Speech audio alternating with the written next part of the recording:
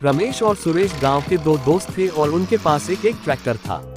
एक दिन वे अपने ट्रैक्टरों के साथ किसानी कर रहे थे जब एक दुर्भाग्यपूर्ण घटना घट गई। रमेश का ट्रैक्टर अचानक मुड़ में फंस गया। वह तय करने की कोशिश कर रहा था, लेकिन ट्रैक्टर और ज्यादा डूबने लगा। सुरेश ने उसकी मदद करने की कोशिश की, लेकिन उनका ट्रैक्टर भी प्रॉब्लम्स का सामना कर रहा था। रमेश, सुरेश, ये मुसीबत में हम दोनों को मिलकर काम करना होगा। सुरेश, तुम सही कह रहे हो रमेश, हमें इस मुड में फंसे ट्रैक्टर को बाहर निकालना होगा। रमेश और सुरेश ने अपने ट्रैक्टरों को व्यावसायिक तरीके से जोड़ दिया और मिलकर काम किया। वे दोनों ने मुड को खुदाई करने के लिए ट्रैक्टरों की मदद से मुड से ट्रैक्टरों को बाहर निकाला। इस मुश्किल काम के बाद रमेश और सुरेश ने एक दूसरे को मुस्कुराते हुए देखा।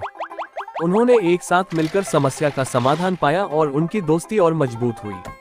रमेश और सुरेश दो अच्छे दोस्त थे जो एक ही गांव में रहते थे। गर्मियों में वे दोनों अपने बगीचों में टमाटर उगाते थे। एक साल उनके टमाटर के पौधों पर बहुत सारे टमाटर उगे और उन्होंने उन्हें बगीचे की छाई में रख दिया। वे सोचने लगे कि इन टमाटरों का क्या करें, क्योंकि उन्हें एक साथ सब खाने का मौका नहीं मिलेगा। रमेश ने सुझाव दिया, सुरेश, हम अपने टमाटरों का कुछ हिस्सा अपने पड़ोसियों को दे दें ताकि वे भी इसका आनंद उठा सके। सुरेश ने सहमति दी और वे अपने पड़ोसियों को टमाटर देने लगे। उनके पड़ोसी खुश हो गए और धन्यवाद दिया, क्योंकि वे बगीचे से ताज़ा टमाटर प्राप्त करने का मौका पा रहे थे। इस प्रकार रमेश और सुरेश ने अपने साथी पड़ोसियों के साथ टमाटर की खेती की साझा की और सबका मिलकर आनंद लिया। ये कहानी हमें ये सिखाती है कि सहयोग और साझेदारी समस्याओं का समाधान हो सकती है और सबका साथ देने से हम और भी सफल हो सकते हैं। रमेश, सुरेश, आज मैंने बिरयानी बनाई है, वो भी मेरी स्पेशल रेसिपी के साथ। सुरेश, वाह। रमेश, मुझे बिरयानी बहुत पसंद है, क्या तुम मुझे अपनी रेसिपी सिखा सकते हो? रमेश, बिल्कुल सुरेश, मैं तुम्हें ये रेसिपी सिखा सकता हूँ।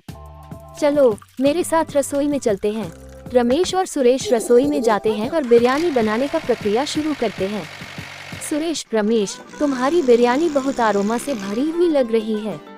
रमेश, हाँ सुरेश, इसमें स्पेशल मसाले और तरीके का उपयोग किया गया है। कुछ समय बाद उन्होंने बिरयानी तैयार की और उसे बड़ी गर्मागर्म स्वादिष्ट तरीके से पेश किया। सुरेश, रमेश, ये बिरयानी वाकई खास है। तुम्हारी रेसिपी को सीखकर मैं इसे बार बार बनाऊंगा।